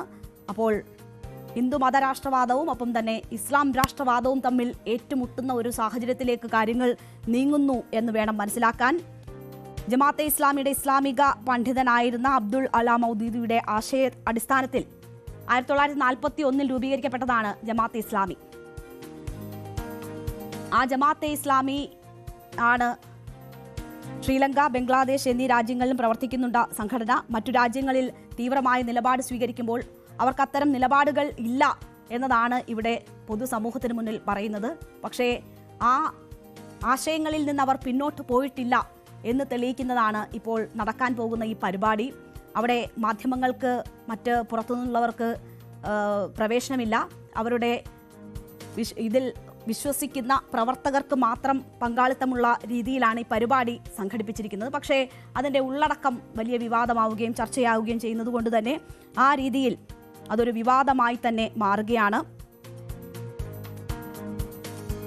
ഇപ്പോൾ ഈ പരിപാടി ഈ രീതിയിൽ ചർച്ചയാവുകയും രാഷ്ട്രീയ പ്രാധാന്യം ലഭിക്കുകയും ചെയ്യുന്നത് എങ്ങനെയാണെന്ന് നോക്കിയാൽ ജമാഅത്തെ ഇസ്ലാമി വർഗീയ ശക്തികളോ മതരാഷ്ട്രവാദികളോ അല്ല എന്ന് വാദിച്ചത് പ്രതിപക്ഷ നേതാവ് VD സതീശനാണ്. അവർക്ക് അങ്ങനെ ഒരു ഗുഡ് സർട്ടിഫിക്കറ്റ് ലഭിച്ചത് പ്രതിപക്ഷ നേതാവ് VD സതീശനിൽ നിന്നാണ്. അത് കഴിഞ്ഞ നിലമ്പൂർ തെരഞ്ഞെടുപ്പുമായി ബന്ധപ്പെട്ട സമയത്താണ്. ജമാഅത്തെ ഇസ്ലാമിക്ക് അങ്ങനെ ഒരു ഗുഡ് സർട്ടിഫിക്കറ്റ് പ്രതിപക്ഷ നേതാവ് നൽകിയത് അന്ന് തന്നെ വലിയ രാഷ്ട്രീയ വിവാദമാവുകയും CPM ശക്തമായി രംഗത്തെത്തുകയും മുഖ്യമന്ത്രി ഉൾപ്പെടെയുള്ളവർ ആരും അടുപ്പിക്കാത്തവരാണ് അവർ എന്ന കാര്യം ചൂണ്ടിക്കാട്ടുകയും നിലമ്പൂർ ഉപതെരഞ്ഞെടുപ്പിൽ അതൊരു വലിയ ചർച്ചയാവുകയും ഒക്കെ ചെയ്തതാണ്. അന്ന് തന്നെ ഇതൊരു തുടർച്ചയായിരിക്കുമെന്നും UDF പ്രവേശനം ഉറപ്പിക്കാനുള്ള നീക്കങ്ങൾ നടക്കുന്നുണ്ട് എന്ന തരത്തിലൊക്കെയുള്ള വലിയ ചർച്ചകൾ ഉണ്ടായപ്പോഴാണ് ഇപ്പോൾ ഈ കാര്യങ്ങൾ വെളിച്ചത്ത് വരുന്നത്. അതുകൊണ്ട് തന്നെ UDFനെ സംബന്ധിച്ച് വലിയ ഒരു പ്രതിസന്ധി ഇപ്പോഴത്തെ ഈ നീക്കങ്ങൾ ഉണ്ടാക്കുമെന്ന കാര്യത്തിൽ സംശയമില്ല. എന്തായാലും VD സതീശന്റെ ആ പഴയ വാക്കുകൾ ഒന്നുകൂടി കാണാം. അവര് ആ വാദമൊന്നും അവര് ഇല്ല, അങ്ങനത്തെ ഒരു മതരാഷ്ട്രവാദം അവരിപ്പോ ഉന്നയിക്കുന്നില്ല. അവർ ഒരുപാട് മാറ്റങ്ങൾ അവരുടെ സമീപനത്തിൽ വരുത്തിയിട്ടുണ്ട്. പൊളിറ്റിക്കലായിട്ടാണ് പിന്തുണ കൊടുത്തിരിക്കുന്നത്. കോൺഗ്രസിനാണ്, UDFനാണ് അവർ പിന്തുണ കൊടുത്തിരിക്കുന്നത് കേരളത്തിൽ. അപ്പോൾ സംസ്ഥാനം 2 നിർണായക തെരഞ്ഞെടുപ്പുകളിലേക്ക് കൂടി കടക്കാനിരിക്കുന്ന സാഹചര്യത്തിലാണ് ഈ ജമാഅത്തുമായുള്ള ഈ ബന്ധം ഈ രീതിയിൽ വലിയ ചർച്ചയാകുന്നത്. എല്ലാ തെരഞ്ഞെടുപ്പുകളിലും ഇത്തരം ചർച്ചകൾ വരുന്നത് നമ്മൾ കണ്ടതാണ്. ലോക്സഭാ തെരഞ്ഞെടുപ്പിന്റെ സമയത്തായാലും നിയമസഭാ തെരഞ്ഞെടുപ്പിന്റെ സമയത്തായാലും ഒക്കെ ഇത്തരം ചർച്ചകൾ സജീവമാകുന്നുണ്ട്. അത് ഭൂരിപക്ഷ വോട്ടും ന്യൂനപക്ഷ വോട്ടും സമാഹരിക്കാൻ മുന്നണികൾ ശ്രമിക്കുന്നതിന്റെ ഭാഗമായിട്ടുള്ള ചർച്ചയാണ്. പരസ്യമായി ഇപ്പോൾ ഭൂരിപക്ഷ വോട്ട് എന്നത് ലക്ഷ്യമിട്ട് CPM നടത്തുന്ന രാഷ്ട്രീയ ഇടപെടലുകൾ നമുക്കറിയാവുന്നതാണ്. ശബരിമല വിഷയത്തിലും മറ്റുമൊക്കെ അത്തരം സമീപനങ്ങൾ വലിയ രീതിയിൽ ചർച്ചയാകുമ്പോഴാണ് ഇപ്പോൾ ഒരു ഭാഗത്ത് ഇസ്ലാം മതരാഷ്ട്രം എന്ന ആശയത്തിൽ ഊന്നിക്കൊണ്ടുള്ള പ്രവർത്തനത്തിലേക്ക് ജമാഅത്തെ പോവുകയും അതിന് അവർക്കൊപ്പം അല്ലെങ്കിൽ UDFനെ സഹായിക്കുന്ന രാഷ്ട്രീയമായ അത്തരം നിലപാടുകൾ സ്വീകരിക്കുകയും അവർക്ക് പരസ്യമായി അനുകൂല നിലപാട് സ്വീകരിക്കുകയും ചെയ്തിരിക്കുന്ന UDFനെ സംബന്ധിച്ച് അതൊരു വലിയ ബുദ്ധിമുട്ട് സൃഷ്ടിക്കുന്ന, അവർ വിശദീകരിക്കേണ്ടുന്ന സാഹചര്യങ്ങളിലേക്ക് കാര്യങ്ങൾ എത്തുകയും ചെയ്യുന്നത്. ഇതുമായി ബന്ധപ്പെട്ടുള്ള ചോദ്യങ്ങളോട് പ്രതികരിക്കാൻ KPCC അധ്യക്ഷൻ തയ്യാറായിട്ടില്ല. അത്തരം പരിപാടി നടക്കുന്നതിന്റെ കാര്യങ്ങളൊന്നും ശ്രദ്ധയിൽപ്പെട്ടിട്ടില്ല എന്നതാണ് അദ്ദേഹം പറഞ്ഞത്. ലീഗ് ഇതിനെ വളരെ ജാഗ്രതയോടുകൂടി കാണുന്നു എന്നതാണ് മനസ്സിലാകുന്നത്. ലീഗിലും ഇതുമായി ബന്ധപ്പെട്ടൊക്കെ അഭിപ്രായ ഭിന്നതകളും വ്യത്യാസങ്ങളും ഒക്കെ നിലനിൽക്കുന്നത് നമുക്കറിയാം. സാദിഖ് അലി ശിഹാബ് തങ്ങൾ കഴിഞ്ഞ തവണ നടത്തിയ പരാമർശങ്ങൾ പോലും വലിയ രീതിയിൽ ചർച്ചയായിരുന്നു. മുഖ്യമന്ത്രി ചൂണ്ടിക്കാണിച്ചത് പാണക്കാട് തങ്ങൾമാർ ഇത്തരം പരിപാടികളിൽ ഇവരുടെ പരിപാടികളിൽ പങ്കെടുക്കാറില്ലായിരുന്നു എന്നൊരു സാഹചര്യം ചൂണ്ടിക്കാണിച്ചതാണ്. അതിനെ ന്യായീകരിക്കാൻ സാധിക്കലി പറഞ്ഞ കാര്യങ്ങളൊക്കെ വിവാദമായതൊക്കെയാണ്. ഇതുമായി ബന്ധപ്പെട്ട് KT ജലീൽ തന്നെ രംഗത്ത് വരുന്ന സാഹചര്യമുണ്ട്. KT ജലീലിനെ പോലെയുള്ളവരൊക്കെ ഇതിനെ ആയുധമാക്കുന്നുണ്ട്. എന്താണ് ഇവരുടെ സ്വത്വം എന്നത് നേരത്തെ തന്നെ രൂപപ്പെട്ടിട്ടുള്ളതാണ്. അത് പ്രകടമാവുകയാണ്. അതിനോട് ചേർന്ന് നിൽക്കുകയാണ് ലീഗ്, UDF തുടങ്ങിയ കാര്യങ്ങൾ വെളിച്ചത്തേക്ക് കൊണ്ടുവരാനുള്ള ശ്രമമാണ് അവർ നടത്തുന്നത്. അപ്പോൾ ഇത് എന്തായാലും വലിയൊരു രാഷ്ട്രീയ വിവാദമായി തന്നെ മാറുന്നു. തെരഞ്ഞെടുപ്പ് അടുക്കുന്ന സമയത്ത് എന്തായാലും ഇത് ആ രീതിയിൽ കൂടി ചർച്ചയാകും. CPM ശക്തമായി ഇതിനെതിരെ രംഗത്ത് വരാനുള്ള സാഹചര്യം നിലനിൽക്കുന്നു. ഇപ്പോൾ തന്നെ നേതാക്കൾ അത്തരം പ്രതികരണങ്ങളിലേക്ക് കടക്കുകയാണ്. നിലമ്പൂർ തെരഞ്ഞെടുപ്പിന്റെ സമയത്തും നമ്മൾ കണ്ടതാണ്. മുഖ്യമന്ത്രി ഉൾപ്പെടെ സംസ്ഥാന സെക്രട്ടറി ഉൾപ്പെടെയുള്ളവർ അതിശക്തമായ വിമർശനമാണ് ഈ രീതിയിലുള്ള ബാന്ധവത്തിനെതിരെ ഉയർത്തിയത് എന്ന് നമ്മൾ കാണണം. അപ്പോൾ ഇന്ന് 7 മണിക്ക് നടക്കുന്ന പരിപാടി, അതിന്റെ കൂടുതൽ വിശദാംശങ്ങളൊക്കെ പുറത്തു വരുമ്പോൾ ആ വിവാദം കൂടുതൽ കടുക്കും. വലിയ പോളറൈസേഷന് വരെ വഴിവെക്കാൻ പറ്റുന്ന തരത്തിലേക്ക് ഒരുപക്ഷെ വികസിച്ചേക്കും ഇത്തരം സംഭവങ്ങളെന്ന് കരുതുന്നു. RSSന്റെ 100ാം വാർഷികാഘോഷം ഇന്നലെ നമ്മൾ കണ്ടതാണ്. ആ വാർഷികം നടക്കുന്ന വർഷം തന്നെയാണ് ജമാഅത്തയുടെ 81ാം വാർഷികവും നടക്കുന്നത്. ഹിന്ദു രാഷ്ട്രത്തിന് ബദലായി ഇസ്ലാം രാഷ്ട്രവാദം ഉയർന്നു വരുമ്പോൾ അതെങ്ങനെ സമൂഹത്തെ ബാധിക്കുന്നു എന്ന തരത്തിലുള്ള എങ്ങനെയൊക്കെ ചർച്ചകൾ പോകുന്നു, എങ്ങനെയൊക്കെ അതിൻ്റെ രാഷ്ട്രീയ നേട്ടം ഉണ്ടാക്കാനുള്ള ശ്രമങ്ങൾ നടക്കുന്നു എന്നതൊക്കെ വലിയ ആശങ്കപ്പെടുത്തുന്ന സാഹചര്യമാണ്. ഒപ്പം തന്നെ വളരെ ജാഗ്രതയോടുകൂടി നോക്കിക്കാണേണ്ടുന്ന സാഹചര്യം കൂടിയാണ്.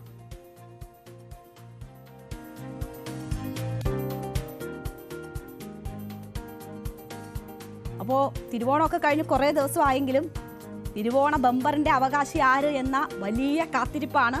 നേരത്തെ നടക്കേണ്ടുന്ന നറുക്കെടുപ്പാണ്. അത് ടിക്കറ്റ് വിറ്റ് തീരാത്തതിനാലും ഒപ്പം തന്നെ പ്രതികൂല കാലാവസ്ഥയാലുമൊക്കെ മാറ്റിവെച്ചതാണ്. നാളെയാണ് നറുക്കെടുപ്പ് നടക്കാനിരിക്കുന്നത്. 25 കോടിയാണ് ഒന്നാം സമ്മാനം. അപ്പോൾ ആരാണ് ഓണം ബമ്പറിലൂടെ ആ 25 കോടി സ്വന്തമാക്കുന്നതെന്ന് അറിയാൻ ഇനി മണിക്കൂറുകളുടെ കാത്തിരിപ്പ് മാത്രമേ ഉള്ളൂ. ഭാഗ്യശാലിയെ കേരളം കാത്തിരിക്കുകയാണ്. 75 ലക്ഷം ടിക്കറ്റുകളാണ് ഉണ്ടായിരുന്നത്. നാളെ പൂജാ ബെമ്പർ ഭാഗ്യക്കുറി ടിക്കറ്റിന്റെ പ്രകാശനവും നടക്കും. ആ സമയത്താണ് ഇതിന്റെ നറുക്കെടുപ്പ് കൂടി നടക്കുക. 27-ന് കഴിഞ്ഞ 27-ന് നടത്താൻ നിശ്ചയിച്ചിരുന്നതാണ് ഈ നറുക്കെടുപ്പ്. പക്ഷേ അപ്രതീക്ഷിത സാഹചര്യങ്ങളാലാണ് അത് മാറ്റിവെച്ചത്. 75 ലക്ഷം ടിക്കറ്റുകൾ ഈ വർഷം അച്ചടിച്ചു. പാലക്കാടാണ് ഏറ്റവും കൂടുതൽ വിൽപ്പന നടന്നത്. അത് 14,07,100 എണ്ണം പാലക്കാട് വിറ്റിട്ടുണ്ട്. ഇത്രയും അധികം ടിക്കറ്റ് വിട്ട പാലക്കാട്ടായിരിക്കുമോ ഒന്നാം സമ്മാനം? അറിയില്ല. എന്തായാലും രണ്ടാമത് ഏറ്റവും കൂടുതൽ ടിക്കറ്റുകൾ എടുത്തത് തൃശ്ശൂർ ജില്ലയാണ്. 9,37,400 ടിക്കറ്റുകൾ തൃശ്ശൂരിൽ വിറ്റിട്ടുണ്ട്. മൂന്നാം സ്ഥാനം തിരുവനന്തപുരമാണ്. 8,75,900 ടിക്കറ്റുകൾ. പക്ഷെ ഞാൻ എടുത്തിട്ടില്ല. അതുകൊണ്ട് തന്നെ എനിക്കൊരു പ്രതീക്ഷയുമില്ല. ഞാൻ ഒരു കാലത്തും ടിക്കറ്റ് എടുത്തിട്ടില്ല. പക്ഷേ 8 ലക്ഷം ടിക്കറ്റുകൾ തിരുവനന്തപുരത്ത് വിറ്റിട്ടുണ്ട്. ഇവിടെയൊക്കെ പലരും ആ ടിക്കറ്റുകൾ കൊണ്ടു നടക്കുന്നുണ്ട്. ഒരുപക്ഷെ നാളെ ന്യൂസ് 18-ൽ നിന്നായിരിക്കുമോ ഒരു ഭാഗ്യശാലി ഉണ്ടാവുന്നതെന്ന് അറിയത്തില്ല. കഴിഞ്ഞ തവണയൊക്കെ ഒരു നമ്പറിനൊക്കെ ഭാഗ്യം നഷ്ടപ്പെട്ടവരിവിടെ ഉണ്ട്. എന്തായാലും എല്ലാവരും ഇങ്ങനെ പ്രതീക്ഷയോടുകൂടി കാത്തിരിക്കുകയായിരിക്കും. ഒന്നാം സമ്മാനം 25 കോടി രൂപ, രണ്ടാം സമ്മാനം 1 കോടി വീതം 20 പേർക്ക് ലഭിക്കും. മൂന്നാം സമ്മാനം 50 ലക്ഷം വീതം 20 പേർക്ക്. നാലാം സമ്മാനം 5 ലക്ഷം വീതം 10 പരമ്പരകൾക്ക് ലഭിക്കും. അഞ്ചാം സമ്മാനമായി 2 ലക്ഷം വീതം 10 പരമ്പരകൾക്ക് നൽകുന്നു. 5,000 മുതൽ 500 രൂപ വരെ സമ്മാനമായി നൽകുന്നുണ്ട്. അപ്പോൾ ഏതിലെങ്കിലും പെട്ടുപോയാലും ലോട്ടറിയാണ്. 5,000-ഉം 500-ഉം ഒക്കെ കിട്ടുന്ന ശ്രേണികളുണ്ട്, പരമ്പരകളുണ്ട്. അപ്പോൾ ആർക്കൊക്കെ ഭാഗ്യം നിൽക്കുന്നു എന്ന് നമുക്ക് കാത്തിരിക്കാം. ഒരുപാട് പ്രതീക്ഷയോടുകൂടി കാത്തിരിക്കുന്ന ഒരുപാട് പേരുണ്ടാകും. പക്ഷേ നിരാശയൊന്നും വേണ്ട. ഇത് കിട്ടിയില്ലെങ്കിലും കുഴപ്പമില്ല. നാളെ തന്നെ പൂജാ ബമ്പറിന്റെ മറ്റൊരു ലോട്ടറിയുടെ ഇനാഗ്രേഷൻ നടക്കുന്നുണ്ട്. അപ്പോൾ അതും കുഴപ്പമില്ലാത്തതാണ്. 12 കോടി രൂപയാണ് അതിൻ്റെ ഒന്നാം സമ്മാനം. അപ്പോൾ ഇതിൽ നഷ്ടപ്പെട്ടാലും പ്രശ്നം വേണ്ട. അടുത്ത ലോട്ടറി വരുന്നുണ്ട്. അത് വാങ്ങിവെച്ച് പ്രതീക്ഷയോടുകൂടി കാത്തിരിക്കാം. അങ്ങനെ ഭാഗ്യശാലികൾ കാത്തിരിക്കുകയാണ്. നാളെയാണ് ഈ നറുക്കെടുപ്പ് നടക്കുക. ആരാകും ഭാഗ്യശാലി എന്നറിയാൻ ഇനി മണിക്കൂറുകളുടെ കാത്തിരിപ്പ് മാത്രമേ ഉള്ളൂ. പാലക്കാടാണ് ഏറ്റവും കൂടുതൽ ടിക്കറ്റ് വിറ്റിരിക്കുന്നത്. ഓക്കെ, അപ്പോൾ നാളെ ഈ സമയമാകുമ്പോൾ എന്തായാലും നമുക്ക് ഭാഗ്യശാലിയൊക്കെ അറിയാൻ കഴിയുമായിരിക്കും. ഇനി നമുക്ക് നമ്മുടെ സെഗ്മെന്റുകളിലേക്ക് പോകാം. അതിനു ഇനി സായനയാത്രയിലേക്ക്.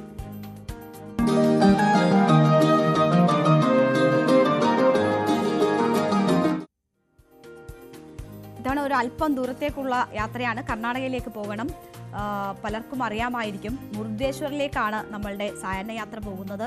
നമ്മുടെ രഞ്ജിത്ത് രാമചന്ദ്രനും ഭവ്യയുമാണ് ആ യാത്രയിൽ ഉള്ളത്. ലോകത്തിലെ തന്നെ രണ്ടാമത്തെ വലിയ ശിവവിഗ്രഹം, വലിയ കവാടം, അതൊക്കെ കൊണ്ട് തന്നെ വലിയ പ്രശസ്തമായ ക്ഷേത്രമാണ്. അവിടേക്ക് ഒരു യാത്ര പോയി വരാം. നമസ്കാരം പ്രിയപ്പെട്ട പ്രേക്ഷകരെ, ഈ വൈകുന്നേരത്ത്, ഈ നല്ല സുന്ദരമായ വൈകുന്നേരത്ത് ഞങ്ങളുള്ളത് വളരെ പ്രധാനപ്പെട്ടൊരു തീർത്ഥാടന കേന്ദ്രത്തിന് മുൻപിലാണ്. എവിടെയാണ് രഞ്ജിത്ത്?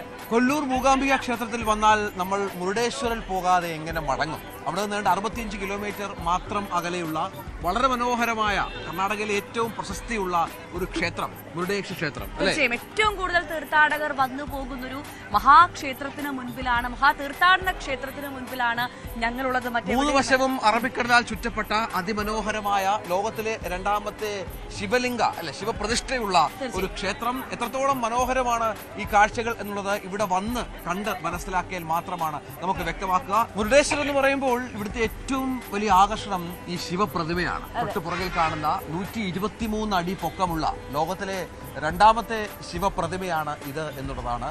ഈ ശിവപ്രതിമ കാണാനായി ഇവിടേക്ക് ഭക്തലക്ഷങ്ങളുടെ വലിയ ഒരു പ്രവാഹമാണ്. സൂര്യപ്രകാശം പതിക്കുമ്പോൾ തിളങ്ങുന്ന പ്രതിമ. ഇപ്പോൾ അറ്റകുറ്റപ്പണികളാണ്, പെയിന്റിംഗ് ജോലികളും മറ്റും മുന്നോട്ട് പോയിക്കൊണ്ടിരിക്കുകയാണ്. അതിനുള്ള അത്തരത്തിലുള്ള ദൃശ്യങ്ങൾ മാത്രമേ നമുക്കിപ്പോൾ ലഭ്യമാകുകയുള്ളൂ. പക്ഷേ ഇവിടെ കണ്ടു മടങ്ങിയ ഭക്തരുടെയൊക്കെ മനസ്സിൽ ഈ ശിവപ്രതിമയുടെ വളരെ മനോഹരമായ രൂപമുണ്ട്. തീർച്ചയായും ഈ ക്ഷേത്രം ആദ്യമായിട്ട് കാണുന്നവർ അത്ഭുതപ്പെട്ടു പോകുമെന്നുള്ള കാര്യത്തിൽ സംശയമില്ല. എല്ലാവരും ഒന്ന് കണ്ണ് തുറന്ന് നോക്കും, കണ്ണ് ചിമ്മാതെ നോക്കി നിൽക്കുമെന്നുള്ള കാര്യത്തിൽ സംശയമില്ല. രഞ്ജിത്ത്, ഈ വർഷങ്ങൾക്ക് മുൻപ് വെറും ഒരു അരയ ഗ്രാമം മാത്രമായിരുന്നു ഈ മുരുടേശ്വർ എന്നാണ് പറയുന്നത്. ആർ.എൻ. ഷെട്ടി എന്ന മനുഷ്യസ്നേഹിയുടെ ഒരു കഠിന പ്രയത്നത്തിന്റെ ഫലം കൂടിയാണ് ഈ മുരുടേശ്വർ ക്ഷേത്രം ഇന്ന് നമ്മൾ കാണുന്ന വിധത്തിൽ ഇങ്ങനെ തല ഉയർത്തി നിൽക്കുന്നുള്ള കാര്യത്തിൽ സംശയമില്ല. ഇപ്പോൾ ഈ നവരാത്രി സീസണാണ്, അതുകൊണ്ട് തന്നെ മൂകാംബികയിൽ വന്നു പോകുന്ന ഭക്തരൊക്കെ നേരെ ഇവിടെ വന്ന് മുരുടേശ്വരനെയും കണ്ടതിന് ശേഷമാണ് തിരിച്ച് പോകുന്നത്. നമുക്കറിയാം കർണാടക പല വിധത്തിലുള്ള ഒരുപാട് പ്രത്യേകതയുള്ള ക്ഷേത്രങ്ങളുടെ ഒരു സംസ്ഥാനം കൂടിയാണ്. ഈ ക്ഷേത്രവുമായി ബന്ധപ്പെട്ട് വലിയ വരുമാനങ്ങൾ, ഈ ക്ഷേത്രവുമായി ബന്ധപ്പെട്ട് ടൂറിസവുമായി ബന്ധപ്പെട്ട് വലിയ വരുമാനം കർണാടക സർക്കാരിന് കർണാടകയിലെ പല പ്രദേശങ്ങൾക്ക് ലഭിക്കാറുണ്ട്. പല പ്രദേശങ്ങളിലെയും അഭിവൃദ്ധിക്ക് കാരണമാകുന്ന ഇത്തരം ക്ഷേത്രങ്ങൾ കൂടിയാണ്. അത്തരത്തിലുള്ള ഒരു പ്രദേശം കൂടിയാണ് ഈ മുരുടേശ്വരം എന്നുകൂടി നമ്മൾ ഓർത്തുവെക്കണം. അതാണ് ഏറ്റവും പ്രധാനപ്പെട്ട ഒന്ന്. രാജഗോപുരം കടന്ന് നമ്മൾ നേരെ എത്തുന്നത് ഈ പടുകൂറ്റൻ ഗോപുരത്തിലൂടെ ക്ഷേത്രത്തിന് ഉള്ളിലോട്ട് പ്രവേശിക്കാനുള്ള ഒരുക്കത്തിലാണ് നമ്മൾ ഇവിടെ കാണുന്ന ആളുകളെ എല്ലാവരെയും. ഈ ശിവക്ഷേത്രത്തിനും ശിവപ്രതിമയ്ക്കും രാജഗോപുരത്തിനും മാത്രമല്ല, ഇതിനിടയിൽ ഒരുപാട് കാഴ്ചകൾ ഈ ശിവക്ഷേത്രവുമായി ബന്ധപ്പെട്ടുണ്ട് എന്നുള്ളത് കൂടി ഇവിടെ ചേർത്ത് വെക്കണം ഭവ്യ. കാരണം ചുറ്റോടി ചുറ്റുമുള്ള ചെറിയ ക്ഷേത്രങ്ങൾ, ഉപക്ഷേത്രങ്ങൾ, ഒപ്പം അതിമനോഹരമായുള്ള ഇതിന്റെയൊക്കെ ഒരു നിർമ്മാണം, ആ നിർമ്മാണത്തിന്റെ വാസ്തുവിദ്യയൊക്കെയാണ് ഈ ക്ഷേത്രത്തിലേക്ക് സഞ്ചാരികളെ ഒരുപാട് ആകർഷിക്കുന്നത്. എല്ലാം ഈ ക്ഷേത്രം മുഴുവൻ കരിങ്കല്ലുകൾ കൊണ്ട് നിർമ്മിച്ച ക്ഷേത്രം എന്നതാണ് ഇതിന്റെ ഏറ്റവും വലിയ പ്രത്യേകത എന്നാണ് എനിക്ക് തോന്നുന്നത്. ഈ മുഖ്യപ്രതിഷ്ഠ നമ്മൾ പറഞ്ഞു മുരുടേശ്വർ നടന്നത് മാത്രമല്ല, ഈ മുഖ്യപ്രതിഷ്ഠ ഇരിക്കുന്ന ശ്രീകോവിലിന് ചുറ്റും നിറയെ ഉപദേവങ്ങളുമുണ്ട്. ശ്രീകോവിലിന് മുൻപിലായി ഒരു നന്ദി മണ്ഡപമടക്കം ഇവിടെ സ്ഥിതി ചെയ്യുന്നുണ്ട്. നമുക്ക് ചുറ്റും കാണാം അറബിക്കടലാണ്. ഈ കടലിൽ കാണാനും ആളുകൾ അല്ലേ, അതിമനോഹരമായ കടലിന്റെ ദൃശ്യങ്ങൾ കൂടി ഈ ക്ഷേത്രത്തിന്റെ മുകളിൽ നിന്ന് കാണാമെന്നുള്ളതാണ്. മറ്റൊന്നാണ് ഇവിടുത്തെ കോട്ട. വിജയനഗര രാജാക്കന്മാർ നിർമ്മിച്ച ഒരു കോട്ട. ടിപ്പു സുൽത്താനും പിന്നീട് വന്ന മൈസൂർ രാജാക്കന്മാരും ഒക്കെ കോട്ടയുടെ പുനരുദ്ധാരണ പ്രവർത്തനങ്ങൾ നടത്തി എന്നുള്ള കാര്യങ്ങളൊക്കെ ചരിത്രത്തിൽ രേഖപ്പെടുത്തിയിട്ടുണ്ട്. മറ്റൊന്നാണ് ഈ ദൃശ്യങ്ങളിൽ കാണുന്ന മുരുടേശ്വർ ബീച്ച്. മുരുടേശ്വർ ബീച്ചും ഇവിടെ സഞ്ചാരികളെ ഒരുപാട് ആകർഷിക്കുന്ന ഒരു സ്ഥലമാണ്. ഇവിടേക്കുള്ള യാത്രയൊക്കെ ഒരുപാട് ആസ്വദിക്കാവുന്ന ഒരു കാഴ്ച തന്നെയാണ്. വലിയൊരു വൃത്തിയും വെടിപ്പും ഒക്കെ തന്നെയാണ് ഈ ക്ഷേത്രത്തിന്റെ ഒരു മുഖമുദ്ര എന്ന് പറയുന്നത്. കാരണം നമ്മൾ ഇങ്ങോട്ട് വരുമ്പോൾ അത്രമേൽ വൃത്തിയുള്ളൊരു സ്ഥലം കൂടിയാണ്. പിന്നെ നമുക്ക് നേരത്തെ തന്നെ ഞങ്ങൾ പറഞ്ഞിരുന്നു, മൂകാംബികയിൽ നിന്ന് 60 കിലോമീറ്ററുകൾക്ക് അപ്പുറമാണ് മുരുടേശ്വർ. ഞങ്ങളെപ്പോഴും മൂകാംബികയിൽ നിന്നാണ് ഇങ്ങോട്ട് വന്നത്. അപ്പോൾ കറക്റ്റ് ഒരു 60 കിലോമീറ്റർ ദൂരം മാറിയാണ് മുരുടേശ്വർ. അപ്പോൾ മൂകാംബികയിൽ വരുന്നവരൊക്കെ മുരുടേശ്വരം കൂടി കണ്ടിട്ട് വേണം തിരിച്ചു പോകാൻ. ഈ മാംഗ്ലൂർ, മുംബൈ, കൊങ്കൺ റെയിൽവേ റൂട്ടിലൊക്കെ മുരുടേശ്വർ റെയിൽവേ സ്റ്റേഷനുണ്ട്. അപ്പോൾ യാത്രയ്ക്ക് വലിയ ബുദ്ധിമുട്ടൊന്നും ഉണ്ടാവില്ല. നവരാത്രിക്ക് മൂകാംബിക ലക്ഷ്യമാക്കി യാത്ര പുറപ്പെടുന്നവർക്കൊക്കെ ഒരു പുത്തൻ ഒരു അനുഭവം കൂടി ആയിരിക്കും മുരുടേശ്വർ എന്ന കാര്യത്തിൽ സംശയമില്ല. കർണാടകയിൽ തല ഉയർത്തി നിൽക്കുന്ന മുരുടേശ്വര ക്ഷേത്രത്തിന്റെ കാഴ്ചകളാണ് പ്രേക്ഷകർ കണ്ടത്, വിശേഷങ്ങളാണ് കേട്ടത് അല്ലേ രഞ്ജിത്ത്? അതെ, കർണാടകയിൽ നമ്മൾ മൂകാംബികയിൽ കൊല്ലൂരിൽ നവരാത്രി ആഘോഷത്തിനായി എത്തുമ്പോൾ, നവരാത്രി അനുഗ്രഹം തേടി എത്തുമ്പോൾ മറക്കരുത്, മുരുടേശ്വര ക്ഷേത്രത്തിൽ വരണം, ഇവിടുത്തെ കാഴ്ചകൾ കാണണം, ഭഗവാന്റെ അനുഗ്രഹം തേടണം. ഭവ്യ പാർവതിക്കും വിനോദ് കുമാറിനുമൊപ്പം രഞ്ജിത്ത് രാമേന്ദ്രൻ, ന്യൂസ് 18. ഏറ്റവും വലിയ ആ ശിവ പ്രതിമ തന്നെയാണ് ആ ക്ഷേത്രത്തിൻ്റെ ഏറ്റവും വലിയ പ്രത്യേകത. ഒരു 14 വർഷം മുമ്പ് ഞാൻ പോയതാണ്. കടലിനോട് ചേർന്ന് ഉള്ള ഭൂമിശാസ്ത്രപരമായ അതിൻ്റെ സ്ഥാനവും വലിയ ആകർഷണീയതയാണ്. അപ്പോൾ പ്രേക്ഷകർക്ക് ഇഷ്ടപ്പെട്ടു എന്ന് കരുതുന്നു. നേരത്തെ തന്നെ വളരെ പ്രശസ്തമായ ക്ഷേത്രമാണ്. മൂകാംബിക ദർശനത്തിനൊപ്പമൊക്കെ പോകാൻ പറ്റുന്ന ഇടമാണ്.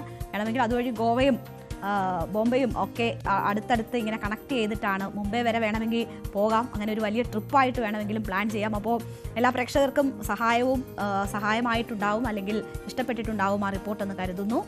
ഇന്നത്തെ നമ്മുടെ സമയം ഇവിടെ അവസാനിക്കുകയാണ്. നമുക്ക് നാളെ കൂടുതൽ വാർത്തകളും വിശേഷങ്ങളും ഒക്കെയായി കാണാം.